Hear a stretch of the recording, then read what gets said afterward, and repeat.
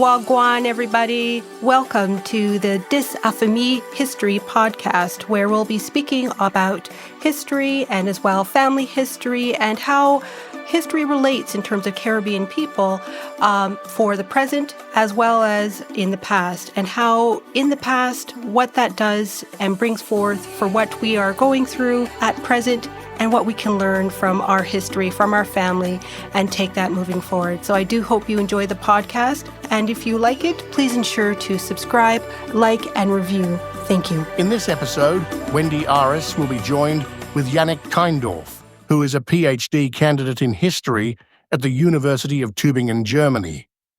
As part of the ERC Project Atlantic Exiles, Refugees, and Revolution in the Atlantic world, 1770s to 1820s, he works on Jamaica as a hub of political refugee movements during the Age of Revolutions.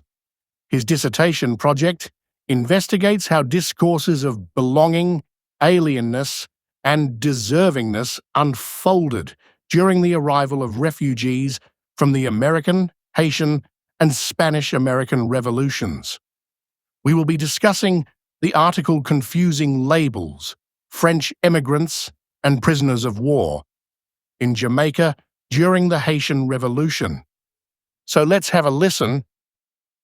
Thank you so much, Jannick, for coming on to the podcast, Dis Affamie History, and for you to speak about your article that you wrote, French Immigrants and Prisoners of War in Jamaica during the Haitian Revolution, as this was very interesting to read, and it kind of explains how the migration, how there's French within my family, both on the maternal and the paternal side. So before we start, can I just have you do a brief introduction of yourself? Yes, absolutely. Well, thank you first for having me. I'm very excited to be here and to be talking a bit about this. My name is Jannick Keindorf. I'm a historian from Germany and currently a PhD candidate at the University of Tübingen, where I'm working with some colleagues of mine in a research project that's called Atlantic Exiles, Refugees and Revolution in the Atlantic World, 1770s to 1820s.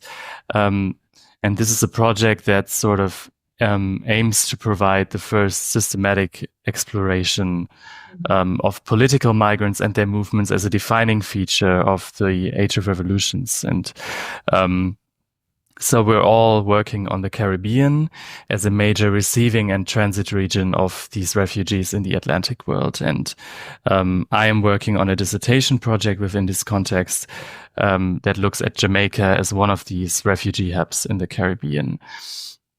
I am mainly interested in tracing how a sort of, so to speak, concept of refuge intersected with notions of belonging and alienness, particularly in this colonial context. And one part of this dissertation project is the arrival of refugees from the Haitian Revolution in Jamaica, and that's what what this article came out of, and what we'll be talking about today for a bit.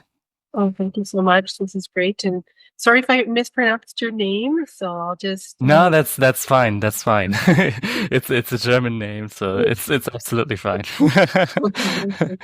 So we'll start with the first one here. What would you be able to explain the circumstances that led the Haitian immigrants and prisoners of war to Jamaica during the Haitian Revolution? Yeah, so I'll go over the context a bit here, but I won't be going into the details too much for time constraints. And I think most might probably be acquainted with the context of the Haitian Revolution more generally. It's interesting because it's not much of a subject in Germany, which I always find fascinating. So I had to do a lot of reading about this when I started, because during my studies it didn't really come up. But for the Caribbean, of course, I think there's a case to be made that while the American, French, and also Spanish-American revolutions and the sort of warfare around them, of course, majorly affected the region, the Haitian Revolution was probably the biggest event of upheaval in the region during this time. And that is for two reasons. For one, it's of course a revolution that takes place in the very heart of the Caribbean. So we are talking here about the mass flight of about 20,000 to 30,000 people right from the center and from one of the most important colonies in the world at this time, which was French Saint-Domingue. And the other reason is that the revolution was a revolt of the enslaved in the colony. So it amounts to the complete destruction of plantation society in what at this time was the richest colony in the world. So Saint-Domingue was the main exporter of coffee, also an important node of the sugar trade, and naturally, of course, also the trade in enslaved people across the Atlantic. This slave revolt or revolt among the enslaved people is extremely well organized and breaks out in the summer of 1791. In the northern plains of the colony, and then soon spreads across the whole territory.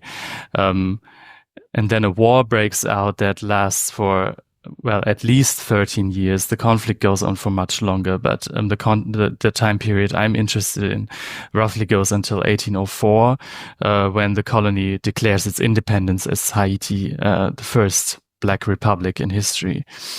And this conflict and this war is extremely complex. And what I think is important to note for this research or for my research is that it's taking place at multiple levels. So you have this colonial war between the enslaved and their former masters, with free people of color, so to speak, somewhat in between these fronts. That's also a very interesting story. But also against the background of the French Revolution, you have the conflict between royalists and republicans. And this is where the British come in mainly.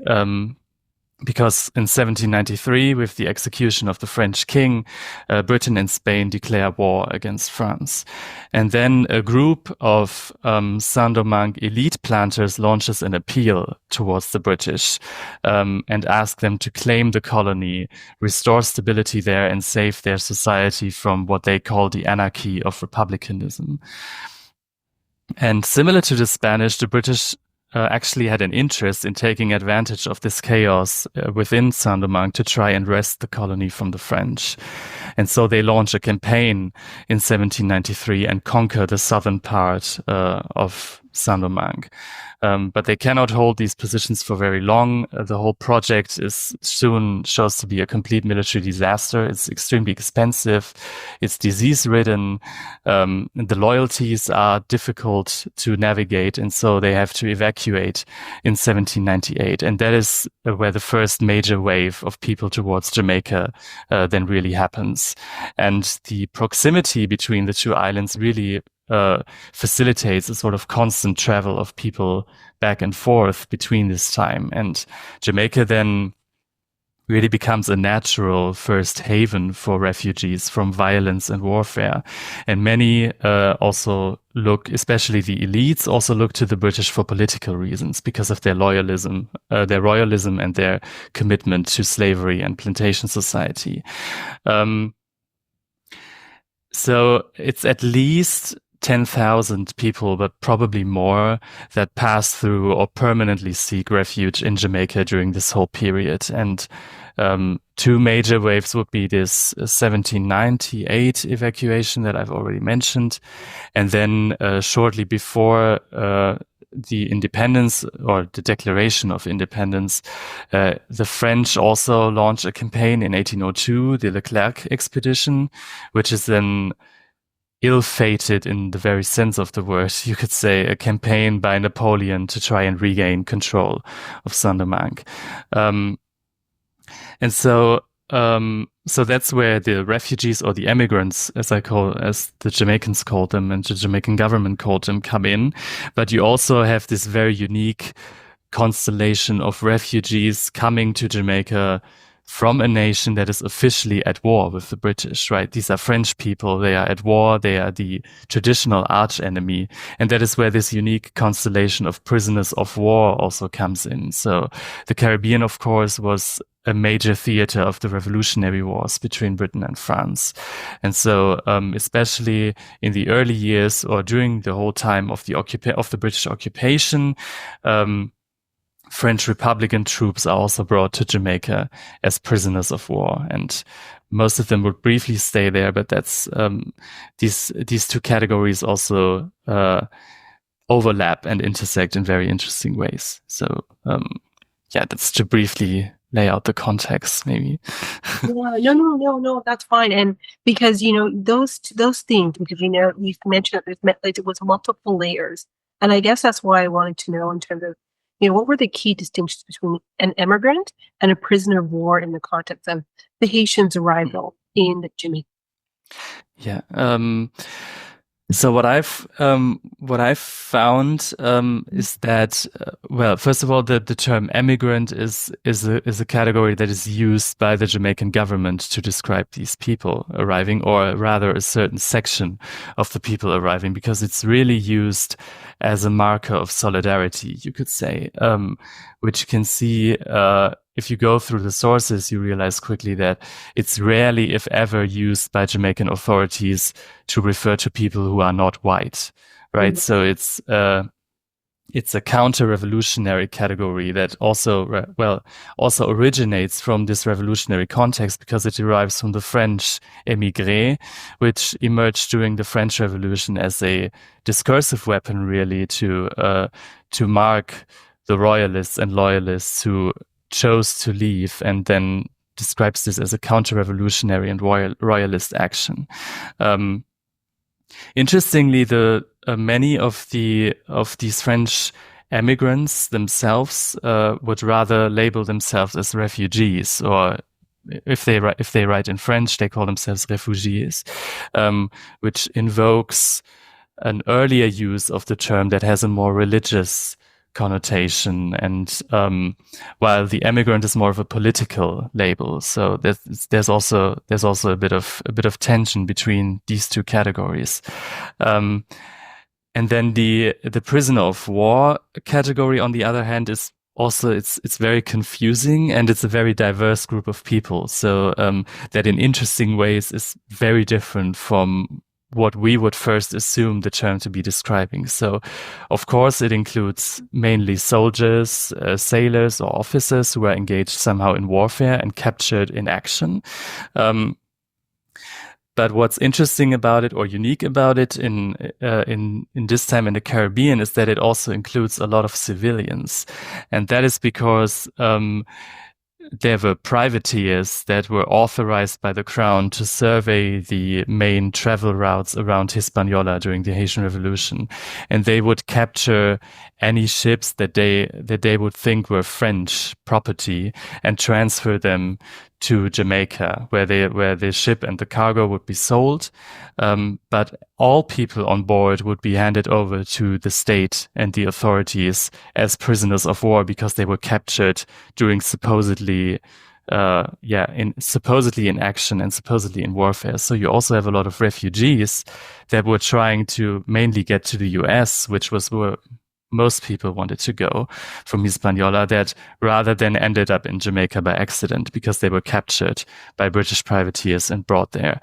And so this is rather where you would find, or where historians would find, more non-elite groups. So the poorer whites, but also black sailors and also enslaved people, or people that were actually free but were then re-enslaved during this transfer as prisoners. And so there's a lot of layers once again, and a lot of complex contexts coming into play, which makes these categories very diffuse and also importantly diffuse for the people at the time, because the Jamaican state and the Jamaican government is trying to make sense of the people arriving with these different systems of relief. So the prisoners of war are the responsibility in principle of the Admiralty, and would be given money by them, while the emigrants would directly receive support from the government. But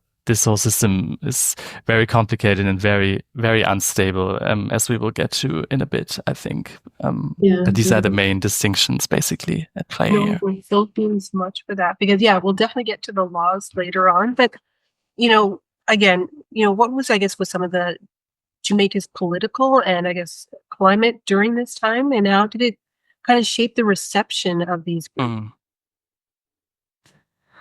Yeah, so much like Saint-Domingue, or pretty much all the colonies in the Caribbean, Jamaica was a plantation society founded on slavery. And so slavery was very much, in many ways, at the heart of Jamaican society. It's the very foundation of Jamaica's wealth during this time. And racial distinctions arising from slavery are the main axis of its social stratification. And so the reception of these refugees, and in generally of people arriving from Saint-Domingue or from Haiti after 1804, takes place under the shadow of, fears of social unrest and this complete upheaval of society, which had before the Haitian Revolution been, at least to this extent, completely unthinkable in the Caribbean, right? And this had happened and had now taken place within this very short distance of Jamaica's shores. So it's the very next island, right? And it's a time of constant fear, and of fear, especially of revolts among the enslaved and of Black societal unrest. And so you could say, to kind of try to sum up this, the social climate, is that security would always come first, and the accommodation or the relief for these people would then come second. And this fear mainly referred, of course, to the Haitian Revolution, but white Jamaicans were also extremely scared of French republicanism. So that's again where these two revolutionary contexts come into play. And British loyalism was extremely widespread in Jamaican society. And then it's interesting to see that especially these prisoners of war would bring the war to Jamaica in very concrete ways. So you would have French prisoners that were held on land and would go through Kingston singing French revolutionary songs, which is then talked about in the newspapers, right, during the time. And there's some very interesting and also quite funny anecdotes about that, where they're like, what are they singing here? That's so weird. And then, but you would also have people, or mainly prisoners of war, who were not interned on land, but rather on prison ships in the harbor of Kingston. So as you know, it's this vast natural harbor that really lends itself well to also keeping ships within it and towing them there. And people would be kept in the harbor. And of course, from Kingston and from the shore, you could constantly see these ships. And so people were very much aware, or constantly reminded that there was a war happening, and that the enemy, in inverted commas, right, was on their shores or at their shores, because these prisoners were kept there. So it's a very tense situation in many ways. Mm-hmm. And just the surveillance of being able to see them in the shore as well is a different layer, right? So I guess, what would you say were some of the impacts of these labels and social treatments of the Haitian and French individuals in Jamaica? That's a very good question, actually, that I had to think about quite a bit. So it's a highly ambivalent case that it's tricky to make sense of in quite some ways, because it's this reception and accommodation of refugees is sort of torn between a very tacit, you could almost say humanitarian idea of, not leaving people in need behind, that then also in some cases, while, as I mentioned before, the refugee label or the recognition as refugee is mainly reserved for white people, there's also cases where there's a more Well, I think the issue I have here, like with putting this into words, is that the term humanitarianism is a bit too early for this period, right? If I say now humanitarian, there's ideas attached to it that aren't really coming into play here. But there are cases where more general notions of relief come into play, and so you can say that there does happen, or there does take place in Jamaica during this time, the formation of a refugee regime, as we would call it nowadays in refugee studies. So there's a creation taking place of a refugee category that was very much imbued with the political, but also, and that's even more crucial for this context, with racial prejudice, right? There's a very clear pattern of who recognition as a refugee is extended to by the Jamaican government, namely the planter elites, and who it is not. But still, especially, well, the groups who would in principle not be recognized as refugees still manage to navigate this system and carve out a place for themselves. And that mainly takes place within this prisoner of war context, because there's so much confusion attached to it. And so the administration cannot really keep up, and it cannot really bar any people from landing in the island, so exchanges are happening and connections are happening more or less under the radar, so to speak. Mm-hmm. No, definitely. And I guess, were there, tensions between the Haitian and French immigrants and the local Jamaican population? Because I know you kind of alluded to it with the singing in the streets, so to speak, in Kingston, and not understanding the language that they're talking about. Would this include in terms of being some of the enslaved and free people of color? Yeah.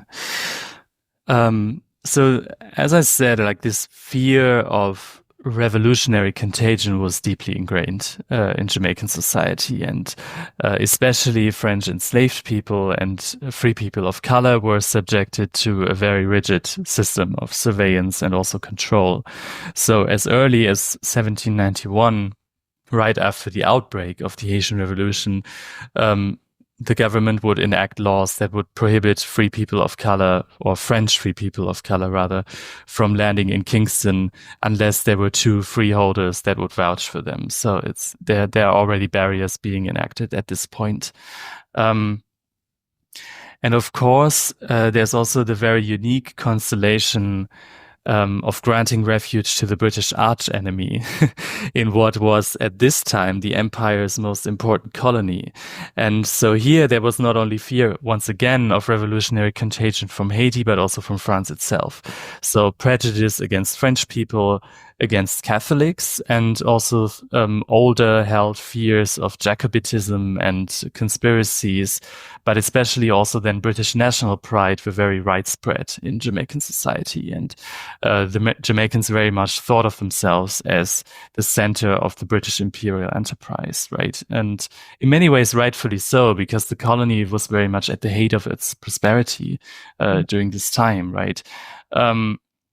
So while there was a lot of solidarity with white French planters, and it was significantly easier for them to also gain a foothold and settle in Jamaican society compared to other groups, they weren't always particularly welcome either. And so I think a very good example of the tensions that sort of come into play here is a conspiracy that is discovered late in 1799, that's known as the Sasportas case. So it's also a very interesting story, because it's very much an international or pan-Caribbean conspiracy that also involves Haitian collaboration of an attempt to incite a revolt among the enslaved in Jamaica and overthrow the British rule in the island in order to make it a French colony, essentially. So it's a collaboration between the main agent, or the main guy is a Portuguese Jew, but then it also involves the French government and the Haitians, and so it's very fascinating. But this is then discovered in 1800, and in the aftermath, the governor orders the complete expulsion of French people out of Jamaica, apart from those who are deemed useful to plantation society in some way. So they either have become naturalized as British subjects, or they have become settled as planters. And this then, interestingly,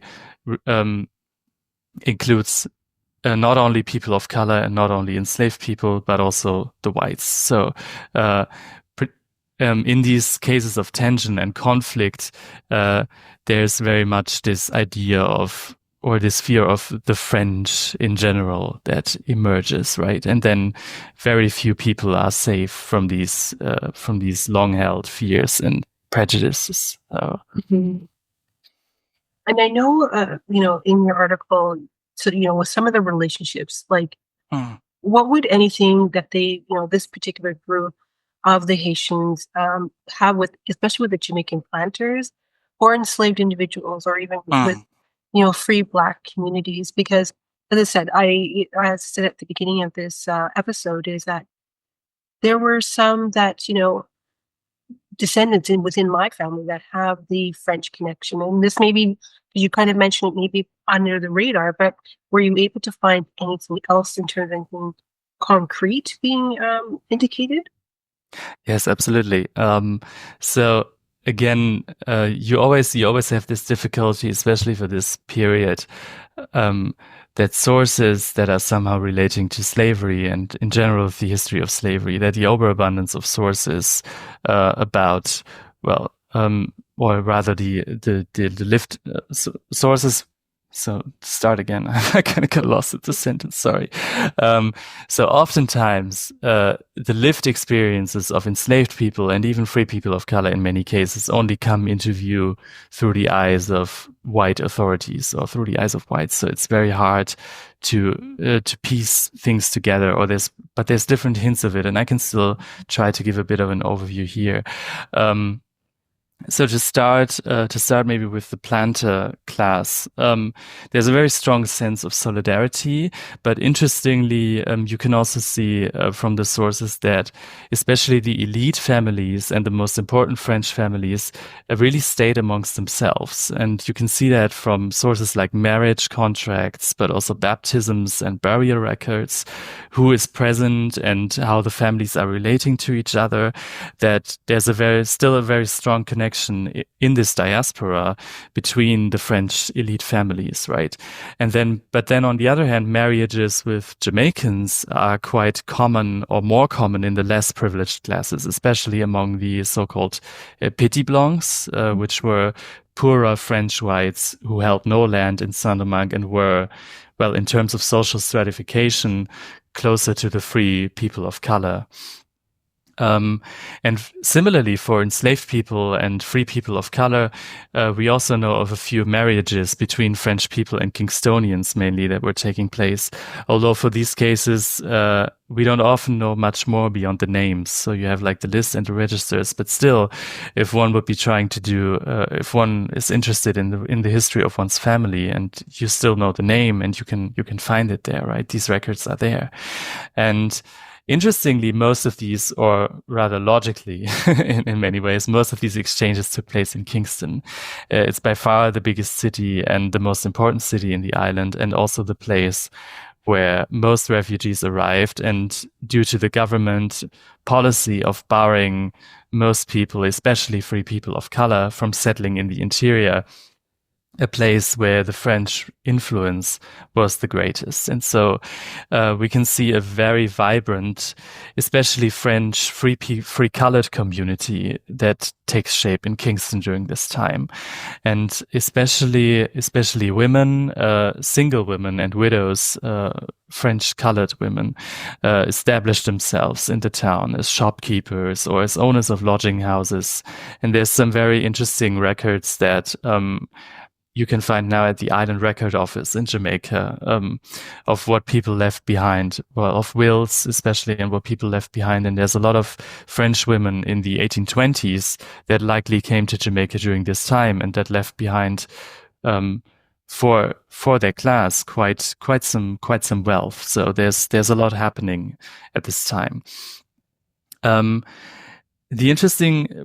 connections between Jamaican enslaved people and Haitian or French, in this case you would have to say French enslaved people, are more difficult to trace. But there's what frequently happens was that French slaves would be hired out by the planters to the Jamaican ones in order to transfer knowledge and skills between them. I will get to that later in a bit. So this speaks on the one hand to good relations among the planter elites again, but the Jamaican assembly thinks that this is dangerous. And what likely happened, because they were again afraid of revolutionary contagion and the ideas that these people might bring with them, right? So again, that is something that needs to be pieced together from different sources. So we can only guess. Maybe these people talked. Well, of course, they would talk among themselves, but there's very few sources to demonstrate or to give an insight into that. But what I found interesting, or maybe an interesting episode, is that. Well, first of all, Kingston naturally would also harbor runaway communities from escaped enslaved people from the plantations that tried to disappear in the city or get out of the island, right? And then during the 1790s, if we look at the newspapers, you would see that the runaway notices that frequently get printed there, right, of the owners looking for their enslaved people, frequently refer to these supposed communities of French people of color in Kingston that are allegedly harboring them among those who ran away from the plantations amongst them. So it seems like there were these communities of runaways emerging that kind of connected the two islands in interesting ways. But that would be something that's very, very difficult to explore further because the sources don't really offer that much. No, very true about the sources. It's very challenging to kind of piece everything together, but it's just very interesting to see when you do see these things come up as to, how did this, how was this all possible type of thing. And, what would you say that the presence, I know you kind of alluded to it before, that the French Haitian immigrants would cause a concern for the British as the impact of society's attitude towards the Haitian Revolution. Was there anything else you wanted to add on that? Yeah, well, their presence in Jamaica was probably the biggest concern that the British had about the Haitian Revolution. So it's the presence of. There was always this fear of revolutionary agents amidst Jamaican plantation society. And then also attempts were frequently made, which again is this tension between security and accommodation, right? Because the government would constantly attempt to get rid of these refugees as soon as practicable. So they would raise funds for transferring them to the US or back to Europe. And when the British then also during the 1790s conquered Trinidad, they would transfer the French people there. For one reason, because it was further, or it is further from Hispaniola and from Haiti, but also because Trinidad was then more in need of settlers than Jamaica, which was also quite extensive. This was already quite extensively settled at this point. Yeah. So now we're going to the laws. So, can you discuss in terms of, I guess, the laws that were enacted to monitor or support and identify the Haitian French immigrants in Jamaica? So what's interesting is that the arrival of refugees played really a significant part in what you could call the expansion of the police and also the militia, especially in Jamaican cities. So especially in Kingston, there's a lot happening and a lot taking place. And so the government tries to establish a system around the monitoring of arrivals that consists mainly of paperwork. So they would set up passports, certificates of residence, and police tickets that limited the movements of people arriving around Jamaica and around the cities.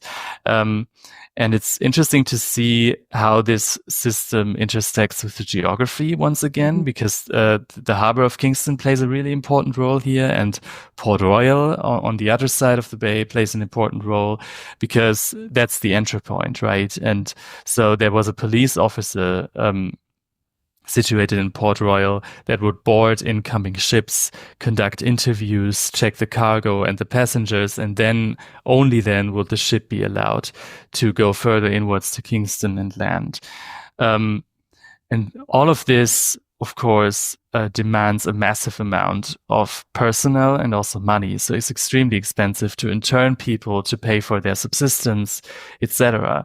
And so the prisoners of war, especially, they would be interned, or managed if they were on land or on parole, as they would say. So the officers and etc. would be allowed to move within a clearly designated radius. So they would be given a parole pass that would need to be checked.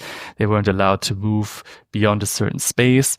And others, once again, especially people of color and enslaved people, would be interned on the ships in the harbor because they were deemed particularly dangerous, right? Mm-hmm. But really, this surveillance and this system really, in many ways, only took place on paper, right? Because they would try to enact it, but the lack of personnel and also the overwhelming numbers of people arriving led to the system of registration essentially breaking down, right? So, for instance, for the prisoners of war, they were supposed to be landed in Kingston, but the government discovered then in the early 1800s that privateers would just drop them off all over the island wherever they thought it was convenient, maybe because they didn't want to go through the hassle of landing in Kingston, right, and declaring everything. And then in other instances, prisoners of war would just roam freely around the island because there was just no infrastructure to ensure that their tickets would be regularly checked, right? But really, it's interesting because this system of surveillance and of registering people very much emerges out of the ticketing system related to slavery, right? Because to check the movements of enslaved people beyond the plantation, and then they would readapt the system to manage these refugees. So there's another interesting layer coming into play here. Yeah, no, definitely. And it just, as I said, it's just a very interesting time, and to coincide with the British at that time. So this particular immigration, with the French coming through, did they bring any cultural or intellectual contributions to Jamaica that left a lasting legacy? Mm. Yeah, absolutely. There's two main things that one could single out here. One being that the refugees or the French brought back the Catholic Church. And so among the people arriving were a number of Catholic priests that established a chapel in Kingston. And the Catholic Church, as Jamaicans would know it today, was founded in this very moment, in fact. And there's a lot of interesting conversations you could actually still have in Kingston, because the archivist of the Roman Catholic Chancery is called Peter S. Bö. He's himself a descendant of people that came to Jamaica during this time, and so the Catholic Church coming back and being now a quite a presence, right, in the island. This originated with the arrival of these refugees. And the second aspect is more of an economic one, but also with significant cultural impact, of course, which is the expansion of coffee planting.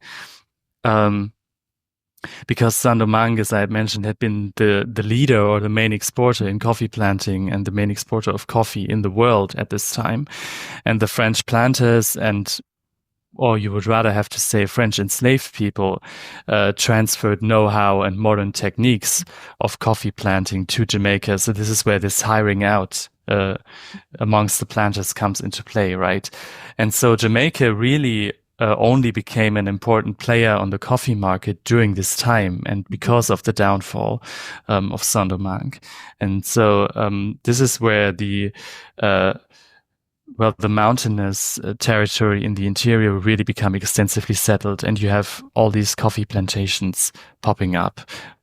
Coffee planting, of course, was a thing beforehand as well, but it wasn't as widespread as sugar, and it wasn't as advanced and industrialized as it had been in Saint-Domingue. And so you can really see how this industry is transferred between the two islands. Mm-hmm, definitely. And then, how have historians interpreted this presence of the French Haitian immigrants and prisoners of war in Jamaica during this time? So this is where I have to be careful what I say. So not to talk about my peers, but no, I'm joking. Research into the Saint-Domingue refugees originated in the 60s and 70s, well, 50s to 70s, you would rather say, within French émigré studies. So a field that is interested in migrations as a result of the French Revolution, right? And a lot of this older research is very compilatory in nature. So it would be like there was this guy, but there was also this guy, and then there was this woman, and she ended up there, and then afterwards came this guy. So you have a lot of information, which is extremely useful, and these are great works and great texts. But there's little in terms of interpretation. So it's giving more of an overview. But there's a very good So what I'm interested in, right, is to sort of or what I think remains to be done is to situate this research within a wider perspective on Jamaica during the Age of Revolutions. So to ask about antecedents and also the long-term perspective of refugees coming to the island, and those were not only the French refugees, but you also have the American loyalists who came during the American Revolution, far less in number, but still. And then afterwards, during the Spanish-American Revolution, you also have people seeking refuge in Jamaica. Most famously, of course, Simón Bolívar, who was in exile for a brief period of time. And so to see how this notion of refuge and these systems around managing people and tracing their arrivals developed during this time.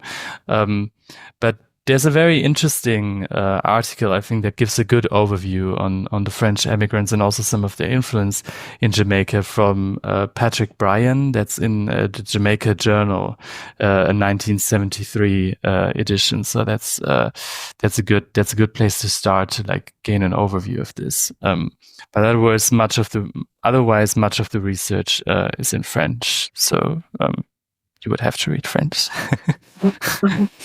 Now, and then I guess for you, what was the most rewarding part of working on this particular collection? Well, I just love working with sources. Well, I have to, of course, as a historian, but it's also because you never know what you will find, and the state that these things could be in. It's can often be a guessing game. And what I think the most fascinating collection to me were the newspapers, in fact, because I did not expect them to be so rich. So rich in content with regards to these people, right? So the National Library in Kingston holds a vast collection of newspapers. They're all on microfilm, so it's a bit tough to read, but it's really fascinating, and especially the Royal Gazette, which was the most important newspaper at this time in Kingston, really paints a fascinating picture of everyday urban colonial life during this time, and how the refugees fit into that. So I think it's a fascinating showcase also of how quickly this French diaspora became a part of Jamaican colonial life. And I think especially the cultural impact seems to have been quite significant. So you have all kinds of advertisements about concerts taking place. The French very quickly take over the Kingston Theatre also during this time. So there's a lot of French influence on cultural life and entertainment, so to speak, in Kingston during this time.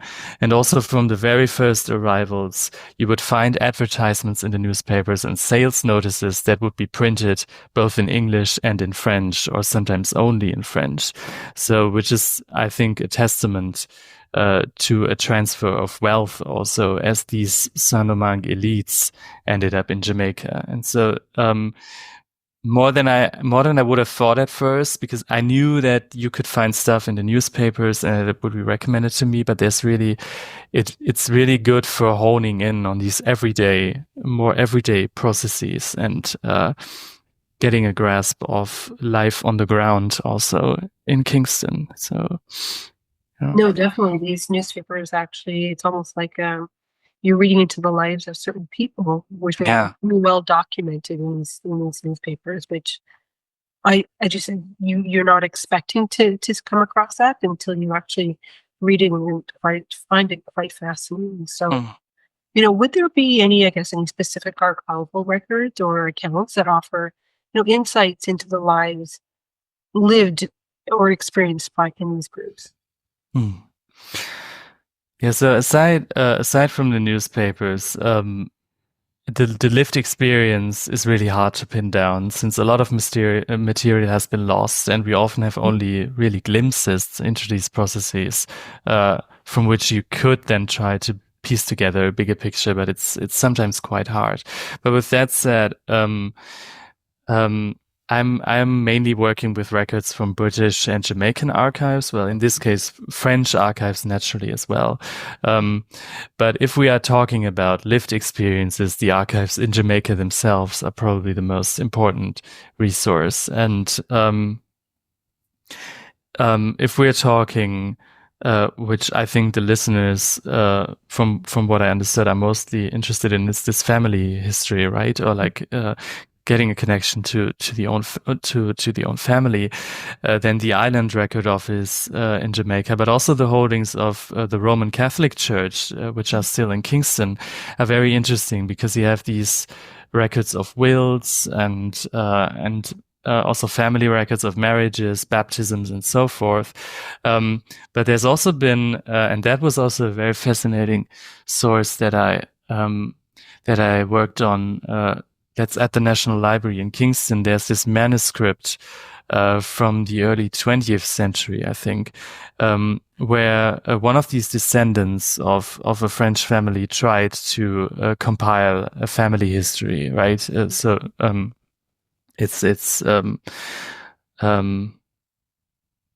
Now I'm lacking a word, but well, it's a family history. And this is called the Malabre manuscript. So the guy was called Louis Malabre.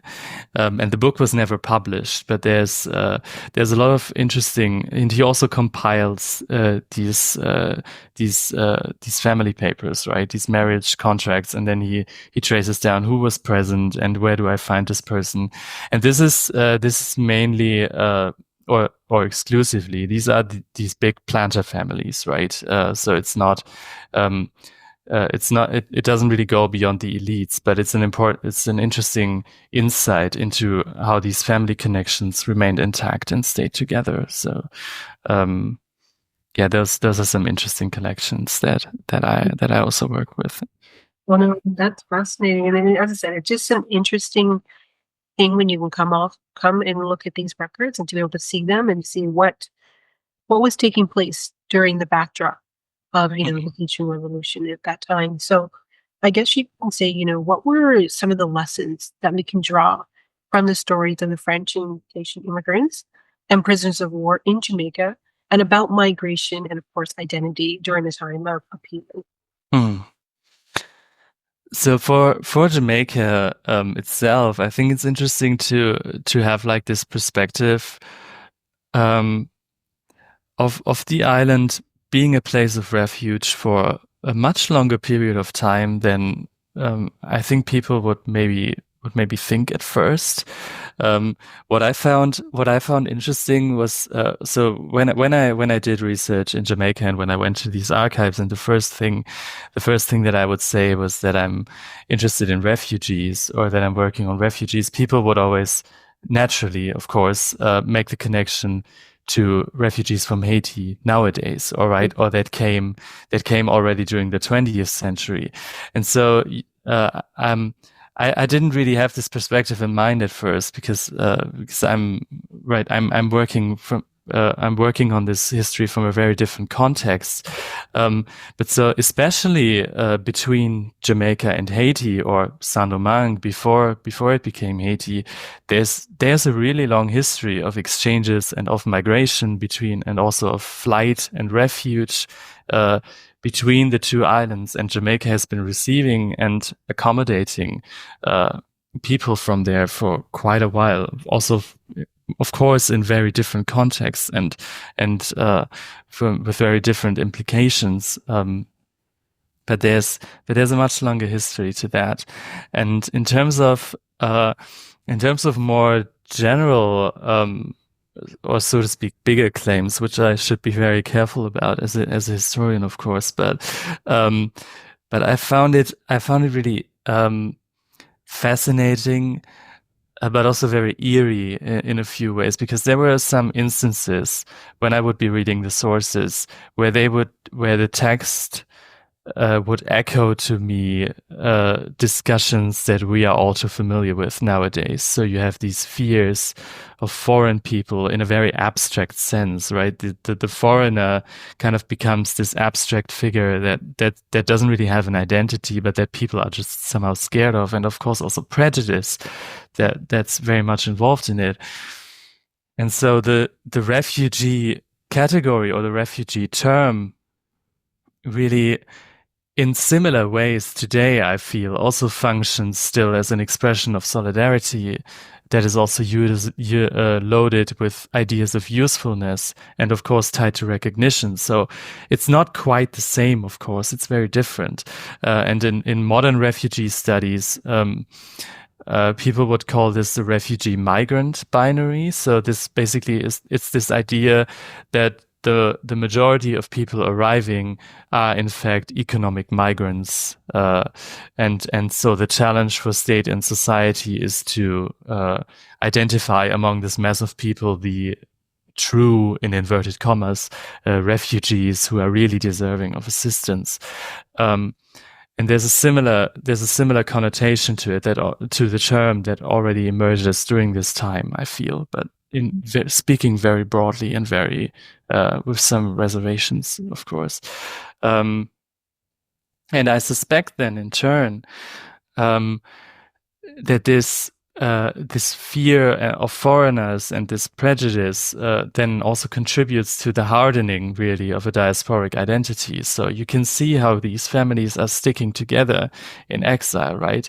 They're intermarrying among themselves.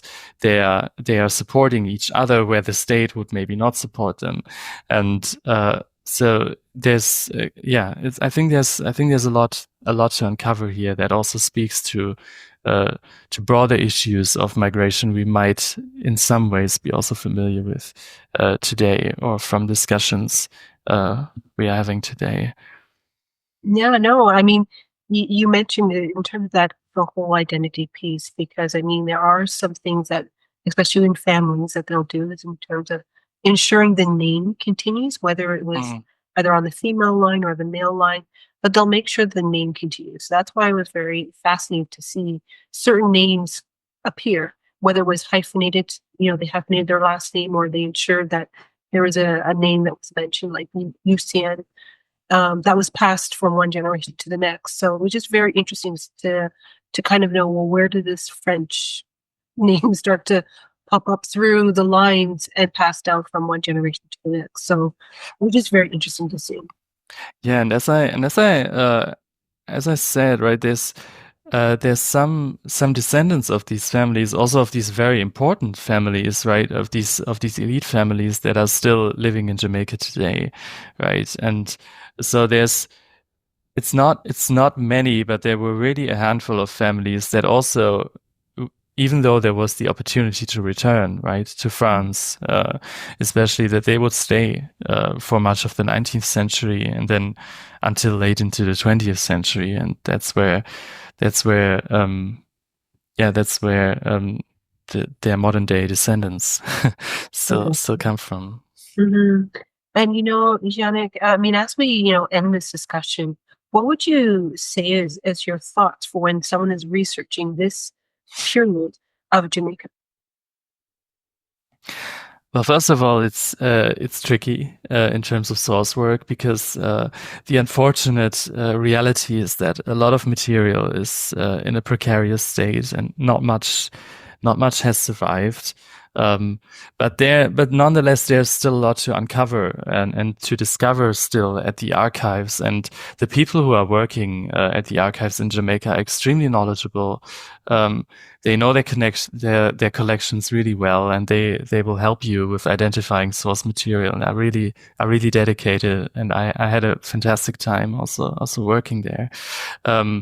So there's still a lot to learn, and the archives still contain a lot of, well, so to speak, uncharted material. Not to mention that research in Jamaica is worthwhile, and it's also a lot of fun just being there. I mean, I really loved my time there, and just also outside of the archives, to just get to see. Well, the place you are working on, right?